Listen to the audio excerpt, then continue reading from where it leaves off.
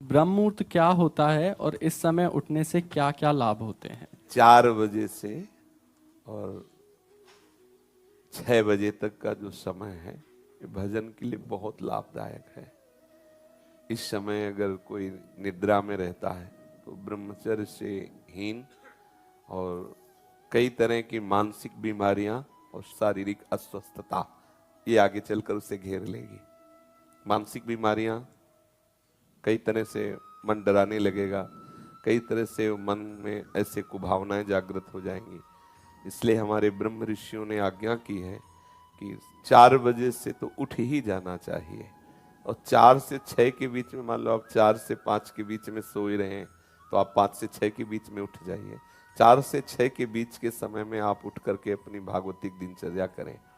भागवतिक दिनचर्या में जैसे अपने लोग राधा वल्लभी हैं तो प्रातः काल उठ करके अपने गुरुजनों का, रसिकों का सुमिरन करें, गुरु मंत्र का जप करें, फिर स्नान आदि करके श्री जी की मंगला, श्री जी को सुंदर पद सुनाना आदि, या अगर उस समय ऐसी भावना है तो 2 घंटे बैठ करके जप करें।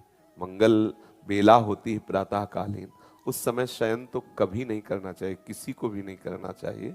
वो अपने लिए परमार्थ और स्वार्थ दोनों की हानि करने वाला है। 4 से 6 के बीच में। महाराज जी, मैं सुबह उठ जाऊंगा। मैंने सोच लिया कि अब मैं ना कल से उठूंगा। अच्छा। तो मैं एक हफ्ता उठ लूंगा, फिर अच्छा। जैसे मेरे मन के अंदर आएगा ना, नहीं अब मैं ना उठने लग गया हूँ, तो फिर अगले दिन है ना वो फिर पूरा ढेर हो जाऊंगा। नहीं, ऐसा नहीं, आपका दृढ़ उठ के बैठ जाओ। इसमें आपको प्रयासरत रहना पड़ेगा, कुछ समय प्रयास, आपका अभ्यास बन जाएगा कि आप उस समय सो ही नहीं सकते। जैसे अभ्यास बन जाए ना तो आप सो ही नहीं सकते, मतलब सो ही नहीं आपका शरीर राजी ही नहीं होगा बिस्तर में लेटना, वो राजी ही नहीं होगा। तो इसलिए नियम बनाओ और नियम पूर्वक चलो। जब आपको लगे कि आज हम नहीं उठ पाए तो उस दिन दंड स्वीकार करो, व्रत रह जाओ कि आज समय से उठे नहीं इसलिए आज भोजन नहीं, उपवास कर लो। ठीक है, तो ठीक हो जाओगे।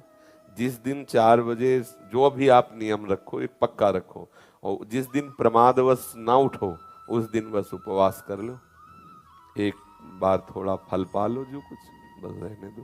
तो मनीराम ठीक होने लगेंगे। भैया अगर ऐसा हुआ तो फिर इसलिए वो सोचेगा घंटा भर की बात, जल्दी उठ जाओ तो चक्क पाले को मिलेगा। ठीक है।